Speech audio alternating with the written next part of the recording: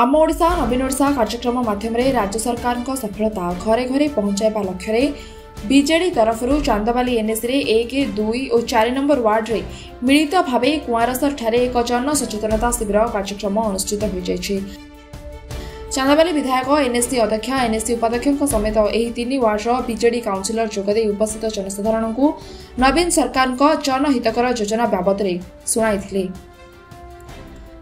नवीन सरकार पिला बुढ़ा महिला समस्त जो सबू जनहितकर कार्य करुछंती से बाबद लोक एलईडी माध्यम देखा जायतिला।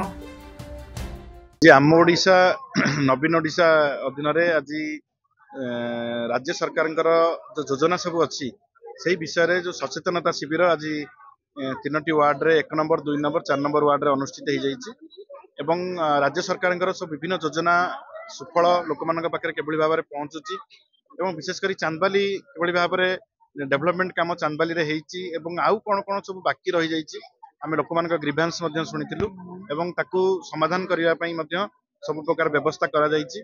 मोट उपरे माननीय मुख्यमंत्री नवीन पट्टनायक उपरे साधारण लोक माने महिला माने एवं अन्य जते लोक माने अछंती से माने खुशी अछंती। सरकार जो विजु स्वास्थ्य कल्याण योजना होती विभिन्न योजना ममता योजना ठू आरंभ करी चांदबाली जते डेवलपमेंट काम सब होती सबू उपरे चांदबालीवासी खुशी अछंती। आज आम एनएसी तरफ 1 नंबर 2 नंबर 4 नंबर वार्ड रे प्रोग्राम थिला।